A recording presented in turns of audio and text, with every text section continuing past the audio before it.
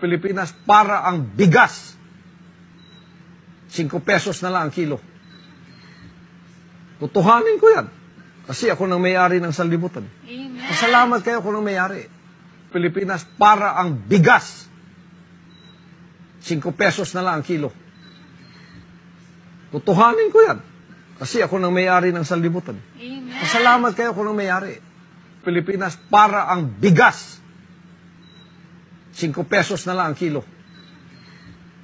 Tutuhanin ko yan.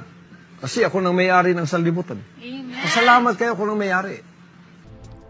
February 2022, naglabas ang Federal Bureau of Investigation o FBI ng wanted poster ng religious leader ng Simbahang Kingdom of Jesus Christ na si Pastor Apollo C. Quiboloy. Ito'y kaugnay sa pagkasangkot nito sa sex trafficking, panloloko at pagpupuslit ng pera. Pero git ng kanyang abogado ay wala pang pananagutan ng pastor dahil rekomendasyon pa lang daw ang mga reklamo. Ayon sa FBI, may inilabas sa federal warrant para kay Quiboloy noong November 10, 2021.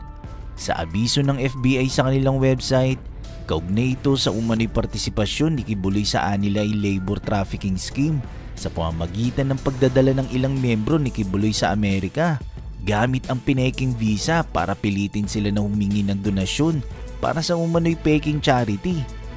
Sabi ng FBI, napunta raw ang mga donasyon sa pagtustos sa gastos ng simbahan at maluhong pamumuhay ng mga leader nito.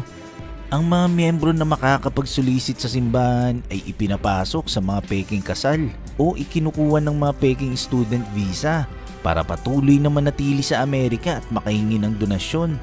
Sabi rin ng FBI, may mga babae raw na nirecruit para maging personal assistant ni Quiboloy para maganda ng pagkain, maglinis ng kanyang bahay, magmasahe at makipagsiping umano sa pastor. Pero ayon sa DOJ noon na si Secretary Menardo Guevara, wala pa silang natatanggap na anumang komunikasyon sa US government kaugnay sa extradition kay Quiboloy. Ang ating Department of Foreign Affairs daw ang susuri sa extradition request mula sa US State Department. Kung may kita raw ng DFA na sapat ang basehan, i-endorso ito sa DOJ na maghahain ng petisyon sa korte sa ngalan ng US government.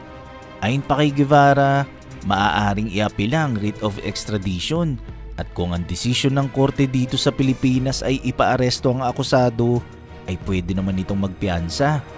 Pero nito lang December 9, 2022, kasabay ng Human Rights Day, inanunsyo ng United States Treasury Department na pinapatawan nito ng sanctions o parusa ang 40 individual at grupo sa 9 na bansa, kabilang si Pastor Apollo C. Quiboloy na inaakusahan ng paglabag ng karapatang pantao ng ilan niyang miyembro ng kanyang simbahan. Sa press release ng US Treasury, 10 taon ng sangkot si Quiboloy sa panggagasa ng mababaeng edad 11 pataas at maging sa pisikal na pang-aabuso ng ilang miyembro ng kanyang simbahan.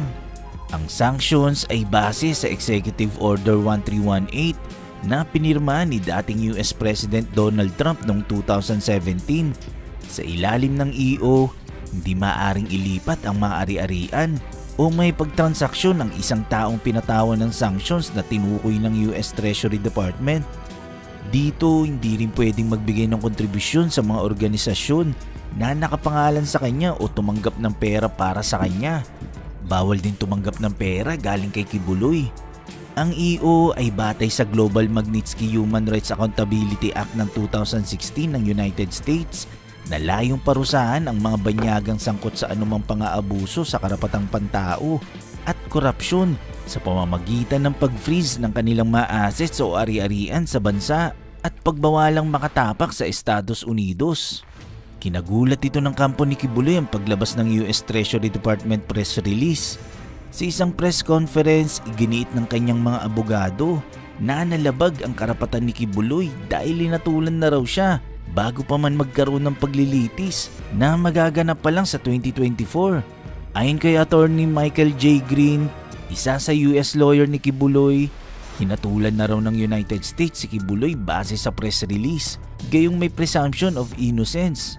Ayon pa sa isang abogado niya sa US na si Attorney Manny Medrano, Ang inilabas na nakasaad sa press release laban kay Kibuloy ay mga simpleng aligasyon lamang at hindi naman daw totoo.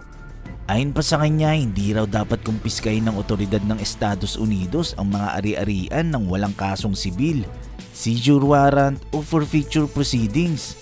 Sabi naman ng abogado niya dito sa Pilipinas na si Attorney Ferdinand Topacio, bagamat may batas na umiiral sa Amerika, hindi pa naman nililiti si Pastor Kibuloy. Kumbaga nagpataw agad sila ng sanctions samantalang sa March 2024 pa naman daw ang gagawing paglilitis. Ibig sabihin na wala raw ang presumption of innocence at nawala ang due process. Sa kabilang banda, habang umiinit ang usapin sa kaso ni Pastor Kibuloy, nasa basketball court naman siya at nag-init ang kanyang mga kamay sa pagtira ng tres. Record-breaking nga raw ang kanyang performance dahil pinangunahan niya ang kanyang team with 92 points. Binubuo ito ng 28 na 3 points, 4 na 2 points at 8 assist. Dinaig nga raw niya maging ang mga NBA players.